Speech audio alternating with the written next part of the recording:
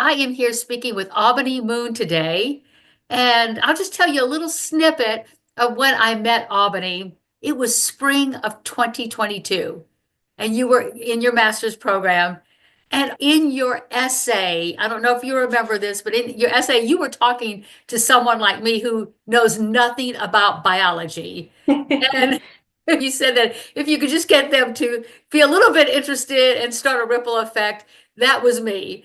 And that day, I, for the first time, actually thought about fauna and flora, and I'm now using it in a sentence. So we were blown away by your enthusiasm as a teacher and your knowledge. And I know everybody thought, I wish I had Miss Moon as a teacher. That was my impression. But another thing is, I feel like I've known you for years, and it's Thank you so a couple of much. years. Yeah. So, well, catch us up on what you've been up to since that spring of 2022. Yes, ma'am.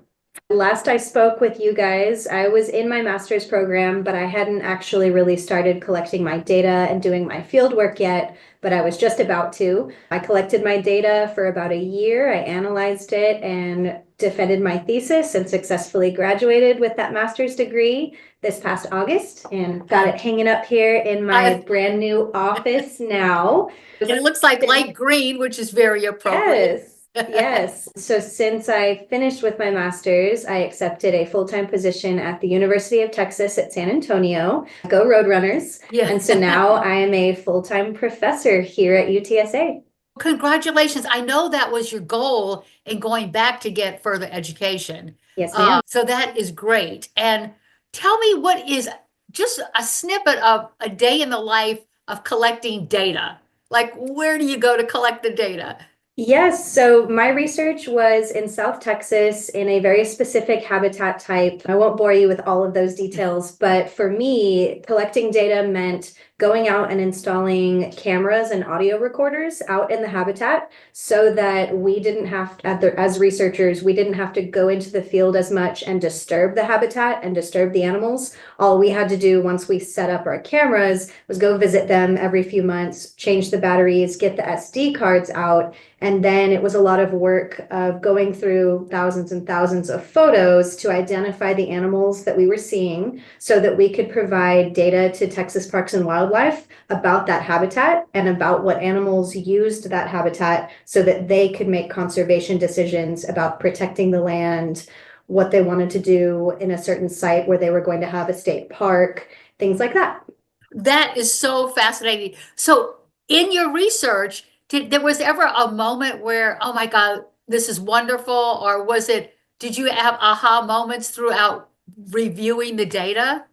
I loved every minute of it. It's a dirty job. It's not for everyone. I was out there in the heat. I was out there in the mosquitoes. I was wading through water with waders on. I had to paddleboard to one of my cameras when one of our ponds flooded. But for me, that was the fun part, was actually being out there, seeing some of the wildlife while I was out there on site. But then going through the photos, it just really showed me how technology can be used in biology because we saw over 100 species on our cameras that if we had only gone out there and looked, we definitely would not have seen all of those animals. So we were providing really good data with those minimally invasive methods. So it really just showed me that new and creative ways of doing science research can really help preserve habitat. So yeah, that was the aha for me. Okay, I love that. And when you went through the data and saw 100 types of species, could you identify each one?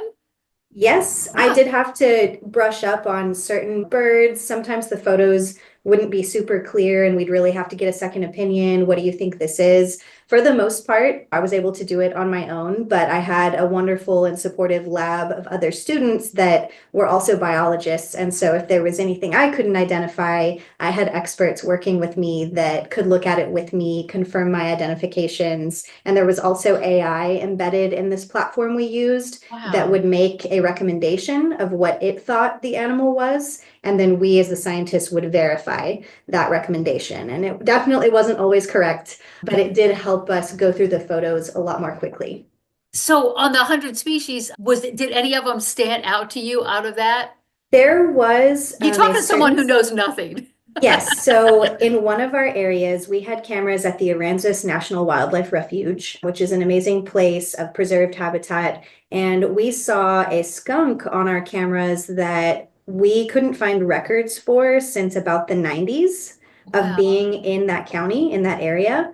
So we successfully confirmed with some experts that's what we were seeing. And now that we knew they were there, we put more cameras in certain areas to try to capture those skunks to confirm that there is indeed a population of them living there.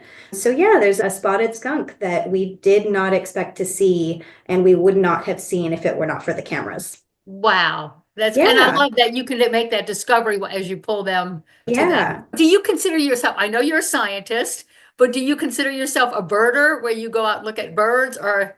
Yes, I would say I would just call myself a naturalist in general. I love being outside and I love seeing any wildlife, any diversity. But my two kind of hobbies would be birding and looking for reptiles and amphibians. So herpetology and ornithology would be my two favorites. Like reptiles, like in snakes? Yes. Do you Yeah. In consider? fact, I have a snake over here in a jar. Oh, Albany, you are too cool for me. Oh my God. What kind? Okay, identify the snake for me, Albany.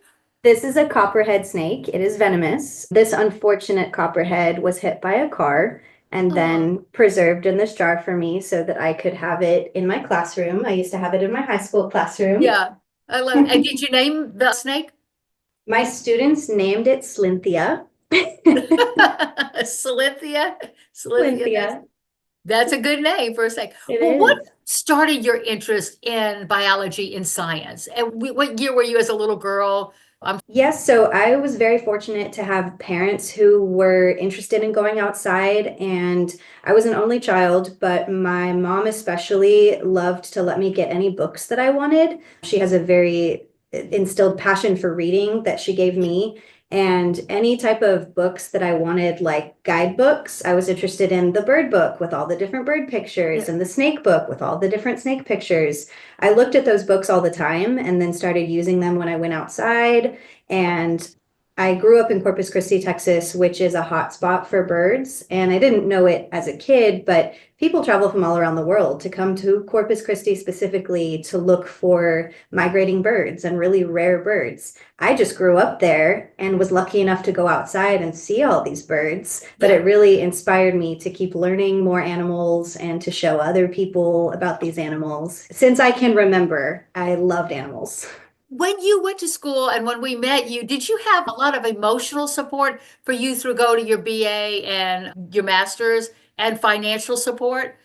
Going through my undergraduate degree at Texas A&M, I was fortunate to have some scholarships, but everything that was not taken care of with scholarships, I did have to take out loans. My family just was not in a place to be able to help me with school. My mom was a teacher as well. Yeah. We were not quite blessed enough to be able to just pay for my school. So I did take out a pretty significant amount of loans, but I was determined to finish school. And because I became a school teacher, I was able to get some of my loans forgiven after working in a Title I district for 5 years. So once that happened, I was loan free. And Wow. since I was debt free, then when I decided to go back and get my master's degree, I was determined not to take out any loans. So the reason that I applied for the scholarship was I was working my way through my master's and I just needed a little bit of support to help me pay the tuition so that I wouldn't have to take out any loans. And were you successful that you never had to take out any loans? I was for my Oh, master's degree. I entirely paid it off while I was attending. well, at one point when we met you, you had three jobs going on. Oh, I Like, did. In yeah. total, I had 9 jobs over the 3 years that it took me to do that master's degree. Oh my gosh, Amity, you're such an inspiration for people who But it might was want. worth it. It was Yeah. worth it. Look at where I Well, am now. I know. In your office, your own. Oh, do you have your name on the door? I do have my Oh, name on the yeah, door. that's great. That's good. But you asked about emotional support as well, and I Yeah. didn't answer that. Oh, absolutely. My family and my husband have always been so supportive of me pursuing education because I have so many educators in my family. I have always valued education and teachers and how important it is to have a teacher in your life that believes in Yeah. you. And that's why I wanted to be that for as many students as I could. And even though I'm not teaching high school anymore, I feel like I still am doing that. And I'm mentoring college students now who are transitioning into college. They're all freshmen and they're pursuing science and STEM related fields. And I do still get to be a mentor for them. Everyone needs a Miss Albany in their back pocket for support. I don't remember having any teachers I could go to in college. I did have emotional support around the family. Were we the only scholarship you got at that time for a master's, or were you able to get others? I was able to receive some directly from Texas A&M Corpus Christi just as a graduate student that had a high GPA and was pursuing research. I did get a few scholarships through the school. And then while I was actively doing my research, there was a grant that funded my project. So for part of my time, my tuition was paid for while I was actively doing my research. So Yeah. thankfully, some of it was already paid for, and then I just had to pay for like my first year and my last year. So that's where the help of the scholarship and all those jobs came in. I know, because I know at one point you said might be able to eliminate one for a little while Yeah. you got the scholarship money. So I Yes. think that's great. I don't know if you realize this, but you were one of the last classes that we accepted students outside of Louisiana. Oh, I didn't And know so that. I know. And so we were so happy to have you part of that class. You were such a bright spot, and it's been fun to get your applications over the years for the Lift scholarships so that we could see where you were. Where's your goal for the next couple of years? Yeah, Yeah, so I really, now that I'm working full time for university, I really want to settle in here at UTSA and get a feel for what it means to actually work for university for an extended period of time and get to know my students as well as I can. And I have the advantage of meeting them as freshmen, so they'll still be here for 3 more years, and I'll still be here so that they can still come on in when my office door is open and come check in with me, let me know what they're doing. So I hope that I can follow their journeys over the years until yeah, I'm getting graduation announcements and able to that's see them fun. walk the stage. Yeah, That's what I used to do when I was teaching high school, as I taught them as freshmen. I got to yeah. stay in their life for a few years and I got to go to their graduation. So I'm excited to have that again, just at the higher education level. Do you start a club there at college with the wildlife? I hope to. So I just started in January, so I'm just easing into the courses that I'm teaching, but we have a lot of student organizations and organizations that are led by faculty and students together. And from what I can see, there's not a bird club, a birding club, or a bird watching club yet here at Yeah. UTSA. So if I can get some interested students, I would love to start a new tradition here and be able to take students out with me. We have quite a good diversity on campus. I've been walking around and taking pictures of the birds on campus. So I think it would be just a fun thing to have, maybe not even just for birds. There's a lot of lizards on campus. Who knows what we'll see? But just a nature-based club similar to the one I had when I was teaching high school of people who just want to get out and look at nature together.